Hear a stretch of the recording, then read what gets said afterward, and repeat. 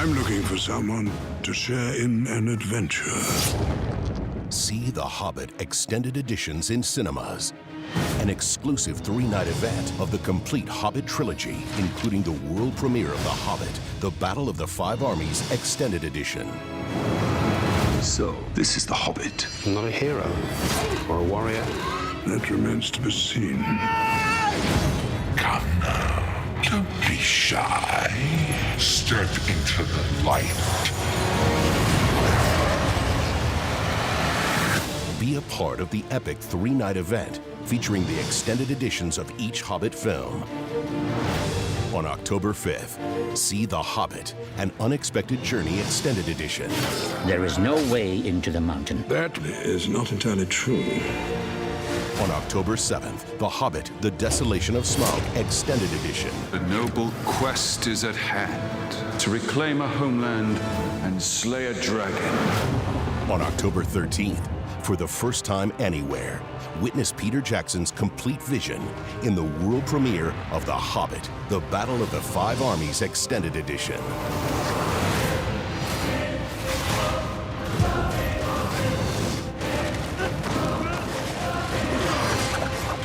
With over 20 minutes of new and extended scenes never seen in cinemas. We have reclaimed Erebor. Now we defend it. It is not our fight. It is our fight. Any man who wants to give their last, follow me! Experience the complete adventure from beginning to end when all of the Hobbit Extended Editions come to cinemas together for the first time in this 3-night exclusive event, including the world premiere of The Hobbit, The Battle of the Five Armies Extended Edition. You'll have a tale or two to tell them when you come back. I'll remember everything that happened. Those who survived and those that did not. And how lucky I am that I made it home. Event tickets on sale now at fathomevents.com. Get The Hobbit, An Unexpected Journey, and The Hobbit, The Desolation of Smaug Extended Editions on iTunes. Own The Hobbit, The Battle of the Five Armies Extended Edition, October 20th. Hey guys, we just got done watching our Lord of the Rings marathon we just started. We didn't do an intro video or anything, but we decided to talk and to watch the extended edition of the Hobbit Trilogy, and yeah, still have a long way to go, but oh yeah, we're halfway there. But we figured it was more appropriate to start with the actual chronological order than But stay consistent.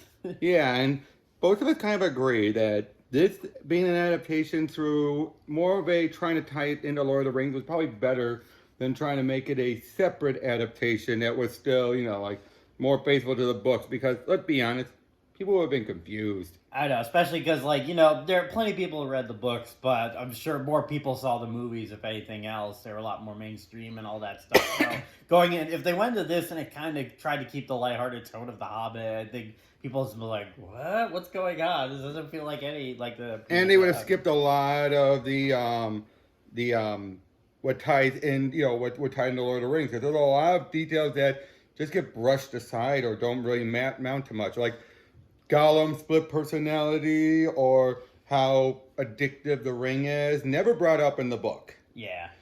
This feels more like closer to what Tolkien was originally going to do when he reworked The Hobbit, but in the front of his home, it's not The Hobbit. Yeah. But I think in the way the book still stands on its own, because you kind of have to use more of your imagination for it. Oh, yeah, especially when it comes to the Battle of the Five Armies. But yeah. And the thing is, when these movies came out, people just dumped on them and they were just mad. But now I think a lot of people have sort of cooled down from it, especially since that it was really more Peter Jackson, he and the crew, they had so many problems with this movie. Guillermo del Toro was originally supposed to direct it. That's right. He did a lot of the casting, not all of it, but a lot of it. He did a lot of the pre-production and everything, and then he left over creative differences. And then they had other options for people who were going to do it, and almost everyone agrees it had to be Peter. Yeah. Originally it was supposed to be 2 movies, but again, there's the higher-ups. It's no, we need 3 movies. Actually, it was a bit of that, but it was also a bit of Peter needed that third movie because things were getting so far behind. Yeah. And when you really think about the way things were going anyway, even if they didn't stretch out the ending of the second movie, it would have been, there was not, and they would have been cramming stuff in. Yeah, yeah. And, I mean, even if they skipped a lot of the Battle of the Five Armies, which would have been a disappointment, let's be...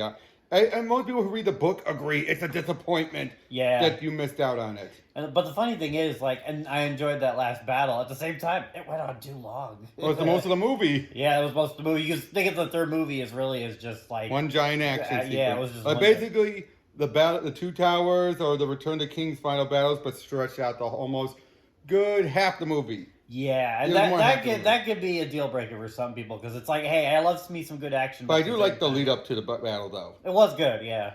But yeah, though, so you have the first movie, which is from them all the way up to not long after Bilbo gets the ring. And also, first of all, let's start with the bookend event, where we have Elijah Wood, who you met recently. Yeah, we were at the convention at Motor City Comic-Con. And Leanne Holm, both reprised their roles as old Bilbo and Frodo. Yep. And that was a nice little setup. Yeah, because basically it's right before the events of... the first movie. Exactly. Yeah. But it makes sense, too, because it was... Bilbo did, like... In terms of, like, the continuity and stuff, he did write the book, like The Hobbit, although... You know, there were certain things he exaggerated, of course, right. And all that stuff. But in this case, we're getting more of the real event, not what he exaggerated. Yeah. And, of course, you got to say Bilbo could have cut out events. Yeah. That's the version of the book we have is his trimmed events, for all we know. Yeah, of course. But, yeah, you have that. Then eventually leads into Martin Freeman when he first time as an adult, he meets Gandalf. Not his first time before. Apparently he did, but he forgotten when he was a youth and more adventurous. But then his mother and his family kind of browbeat it out of him. Yeah. To the point he's got to have a normal life, just not do anything fun, all that stuff. Like most people in the Shire. Yeah, of course. But I guess we should start by saying that Martin Freeman, he's fantastic as Bilbo. Oh, yeah. He's like a perfect combination of Ian and Elijah. Yeah, there's something about him, just the way he sort of presents himself. He's just so funny, so charismatic. It's just, he just had all the right things. And it explains so much about, I also love the point when Gandalf says about going on an adventure. He's like, He's like that brief moment, he's like intrigued, but then quickly dismissing it, like, no, adventure here. Yeah. But it's like, you could see why Bilbo and Frodo got so close, because there is a lot of Frodo in young Bilbo. Oh, yeah, absolutely. And, of course, they'd be like, I'm going on an adventure. Woo. And the dwarves, they gave most of them good personalities. Not all, but more than the book. Yeah, because the they're book just like, here are their names. Yeah. I mean, and I think because we also know what's going to happen to Balin, for example. Yeah, but of course, especially with Thorin too, because like I think in the book he was a lot more like greedy and stuff like that. A bit greedy, but a bit greedier, yeah. But here they make him more heroic and stuff, and he's kind of like Boromir. He's like Boromir. Yeah. It's a bit in all different ways, right down to being corrupted. Although, unlike Boromir, he does at least have a good length of time after he realized his wrongdoing. Yeah, of course. Before he dies. Yeah, of course. Spoilers. Yeah, of course. If you haven't seen the movie or read the books by now. But yeah, now, is this a fun, adventurous romp like the original book? Well, to be fair, the original book wasn't all that fun and adventurous. I mean, there was a lot of adventure, but when you look at it through the context of, like, if you look at it as Bilbo's writing this, it's clearly I can't help but look at it as a softened up version of what really happened. Yeah, absolutely. Which this movie kind of shows. Basically, I'm looking at this movie saying, this is what really happened. Yeah. Not Bilbo's watered down version. Yeah, of course. Which would make sense. Yeah. Oh, and it's in his head, like, oh, this is what really happened and all that stuff like that. Yep. But I guess because of the time that it was written and all that stuff, you understand why it was written the way it was. Oh, yeah. Because it was... But even the revise he did after Lord of the Rings, again, he didn't want to change. He was convinced, don't change too much, and I'm not against that. Yeah. Because I still, probably out of all of them, The Hobbit's probably still my favorite. I mean, I really like... Because it's simple and condensed in one book. And, yeah, it felt like it had a really good pace to it. Yeah. And, well, these movies, would you say there was a good pace across the three? Or at least the first two, across the first two? Honestly, I think the first one was where it was really, like, I thought it was spot on. But the second one got That's when you started having the additions, more of the additions. Yeah, I think where it is, I think the first movie, I think, is really good. Second one's fine. It has some good stuff in it, like Smaug, of course, and the fight scene where they're trying to escape through the barrels. I thought that was really good. Yep. But then the third one really just one long fight scene. And like there was some really good creative fights in it, and after a while, you're just kind of like feeling exhausted. Again, it was because of all the additions they include. Yep. Like at one point, we're watching it, and then Legolas shows up. I'm like, Legolas, what are you doing here? Well, to be fair, he is the son of that elf that they interacted with. Yeah. And the fact that, in a way, he's almost a step what happens with Elrond by the trilogy when you really think about it. Yeah, yeah. Except he's a lot worse than Elrond would be. Of course, yeah. Elrond at least still is taking his duty seriously. What's his name? Saradin? Oh no, I don't remember. In that elf though, but yeah, I know what you're talking about. And we get the shoehorn romance. Now, Richard's supposed to be a straight romance, not a love triangle. Yeah. And I will say this. It's not that good until the end. Yeah. When you see her then finally being all like, take this love away from me, I don't want it. Because she knows she's immortal and now she will never know true love again. Yeah. I mean, that makes it worth it, if you ask me, by the end of it. Okay, maybe not worth it. Maybe not but I can see what they were trying to go for. Right. I should say, let me rephrase that. The ending of it was great. Yeah. But everything leading up to it was corny as all hell. Because what's his name? Keely, where he's just kind of like being romantic and saying all these really cheesy lines. Well, he was doing that earlier though. Remember, with the like, that's not a maiden. Ooh. Oh yeah.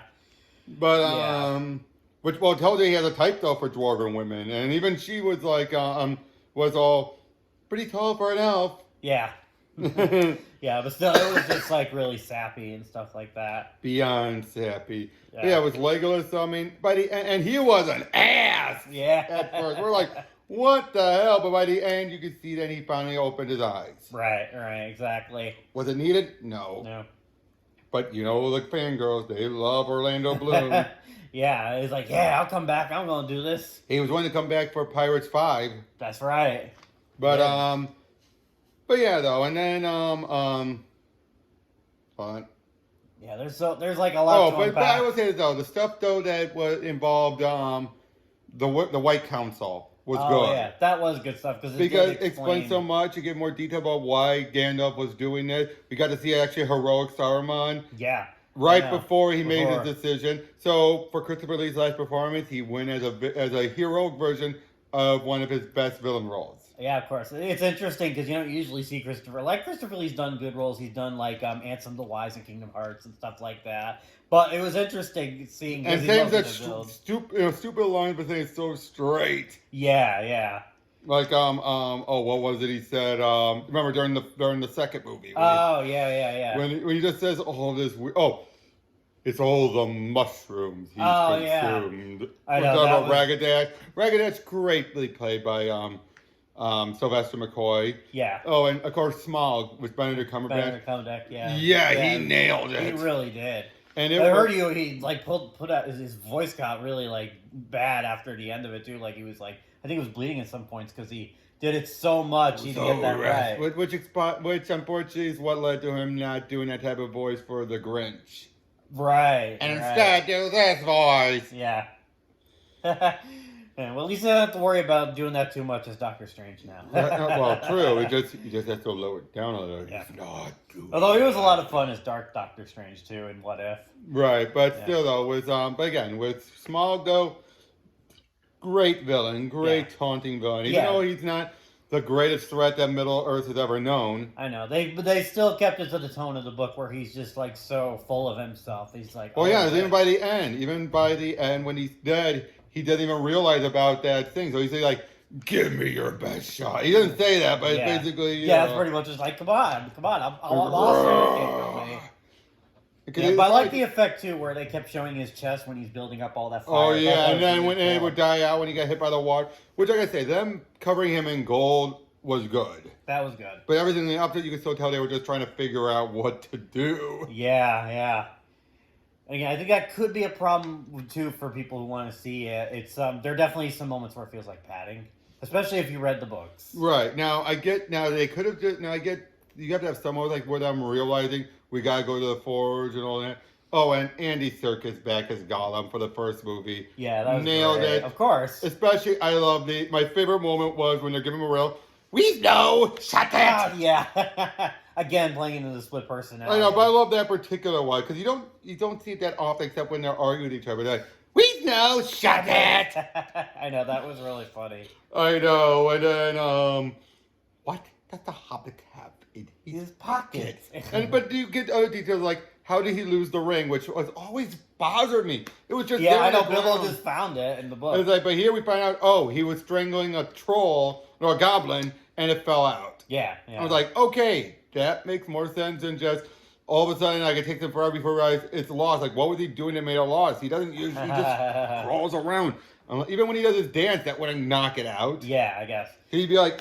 But again, I think that's part of the charm of the original book, where again, you kind of have to fill in the gaps yourself. True. Which is... But again, putting it on the screen, though... Yeah, when you put it on the screen, it's different. Yep. And I think that's the thing, sometimes people don't realize, it's like, you can't, like, 100% adapt the book to the movie, because it'll look weird. Yep, now also, Ian McKellen's performance, you could tell, was off. Because he never worked together with anyone. Not even the White Council. That's right. Which is... I was like, I love him, of course, but there was definitely something... Yeah, but again, even, the only time I ever felt like is when he was trying to portray the love for Garaba and how do you say her name? Oh, yeah, I know who you're talking about. The white elf. The white elf. Yeah, but again, some of these names are just so hard to pronounce. I know, I'm bad with names, so... Now, Elrond was great still with Hugo Weaving. One of the last times he would do the role, do a blockbuster role. Oh, yeah, that's right. Yeah, it was really good to see him, too. Yep, and... Yeah, but no, I love the scene with the White Elf, too, when she's trying to fight off Sauron. Oh, yeah, then she becomes the Dark Lady. Yeah. Like we saw for a moment when Frodo offered her the ring.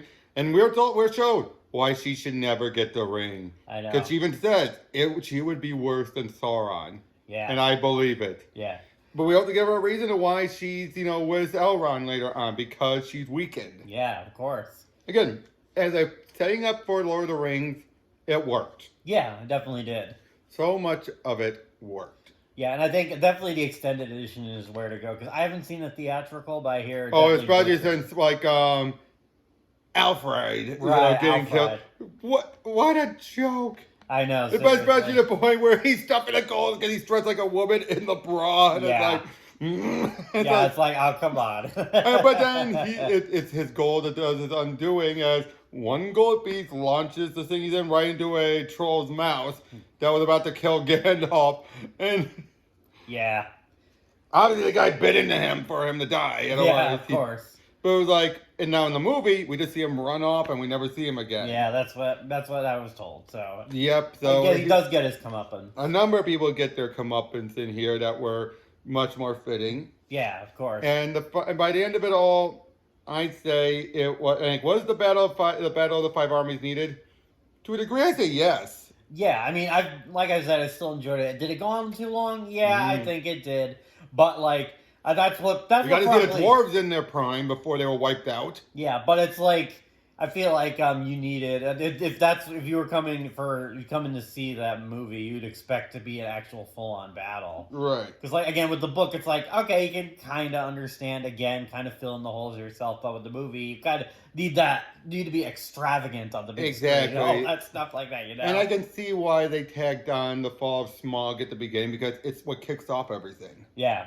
I mean, yeah, you could have ended it there, but then you would have such a slow start in this one. Yeah, that's true. Whereas at least opening it with it here, you have an action opening. Yeah, I guess it does leave it on a good cliffhanger where you're like, oh, what's going to happen next time in the movie? Yeah, it takes a good 11 minutes. Like I said, it's an action start, because if you just started with the aftermath, way too much of a slog. Yeah, that would kind of ruin the pacing. It would have. Again, would have been better to end it with Smaug's defeat?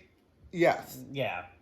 But at the same time, you need to open on action. Otherwise, now when you start, because the only time you should be allowed to open up with a slog is the first one. Yeah. Not the third part. Because it's setting up the adventure. Even the second part, to a degree, opened up a little quietly. Yeah, it did. Because it's more of a flashback. But the third one, with how long it took to get to the battle, that was like half the movie. If you open up the entire first half being nothing but building out saying, you gave your word, and all that. Yep. No. Yeah, no. Yeah, it's like they're just some things you think about this movie and just you're like conflicted about them, and then at the same time also it's like I feel bad for everybody involved with it just because of how much of a hassle and the higher ups were just like, no, you gotta do it quick, we gotta get it out. Because apparently pre-production for the original Lord of the Rings movies took years. But that was New Line. But at the same time, you also had to blame New Line for screwing over Peter, and that's what caused them to leave New Line. Yeah. Or what? Warner Brothers owns New Line by that point. I don't know. I don't remember. But yeah, I think we're in a age now where people have definitely given these movies a lot more slack. Yep. Especially when you know what's going on. Oh, and one other thing I would be grateful is it tells you Peter Jackson listened to the fans, and when he fixed Sauron, and they're going to be, oh, that's not an eye. Yeah. That's the silhouette of Sauron standing in fire. Actually makes more sense and explains why it looks like a lizard eye. It's not a lizard eye. He's standing right there. It's his shape, yeah. Which was really to be cool. Fair, because I know a lot of people hated the idea of it just be like just a literal eye. Yeah, I mean, I like it, but yeah, no, it's like one of those famous imagery, but it's like I can understand where people are coming. I know. Now, to be fair though, it doesn't explain the. You know, when the eye does that, it's like. Yeah, that's true. Like when it's looking, it's like. Mm-hmm. Unless you want to believe it's more moving, like. Mm-hmm. Yeah, I don't know, but yeah, there's Yeah, I guess the thing too is like there are definitely a lot of like overblown moments too, like with slow motion and going no. But again, that was in the first the original. Oh, but no, but I think no, but I think that's what part of the charm of the movies are because the books definitely have a lot more subtlety to them, but the movies are definitely more over the blown and fun and stuff like that. Oh, I saw like Christopher Lee as Saruman. The beard did not look right. Yeah, that's right. Something was off about it. It was just because it didn't match. We've seen him with the long white beard. Seeing it with a bunch of gray, brown or black in it. Yeah, it didn't match. It was weird. Yeah, whereas the rest of his hair is still white. So yeah, go figure that. Everyone that was his own beard by that point. Probably. I have a feeling that was his own beard, and they just colored it as much white as they could. Yeah, and he told me too. Christopher Lee filmed this all from London, right? By himself. Well, I think it was by himself, but he was definitely on the older side, and you couldn't tell he looked really good in it. Oh yeah, but you could tell during the action what wasn't happening. Oh yeah, of course. Painfully, you could tell, but yeah. Then again, the fact that you have, he did a good sword fight in Star Wars Episode 2, but then by Episode 3, he didn't have the legwork anymore. That's right. So they would always have to, But overall, I give it about if I had to do a ranking, about 8 out of 10 or 7 out of 10. Yeah, I think they're good. There are definitely some problems with them, and I did watch them a long time ago, and I also watched the original Lord of the Rings. I still think we'll get to them soon, but I still think I remember liking the Lord of the Rings. Well, obviously they would have. They're classics. But again, for this could have been a bigger disaster. Yeah, for everything that they did, getting this all done on time for the product that we got, it was very commendable. Oh yeah, and again, it does set up the Lord of the Rings properly. It uses what they can with the copyrights, and it shows that Jackson knows how to add to Tolkien's lore in a way that feels like Tolkien without, you know what I mean, right? Yeah, it definitely, the way the character spoke, it definitely felt Tolkien, too. Yeah. Without being too, like, well, especially the stuff with the White Council. That was a moment that happened in the actual Untold Tales, but since they don't have the rights for they added everything, they had to dance around it. And for dancing around it, I think they did a good job with, the Council versus Sauron and all that. And finding out that he was the necromancer and everything. Right. But yeah, I'm glad they did that. That was really cool. But again, there was stuff that was unneeded. Yeah, but at the same time, though, some of the stuff they added definitely added a lot more. So we'll do another video after we're done watching the Lord of the Rings trilogy. But until then, see ya. Yep. Bye.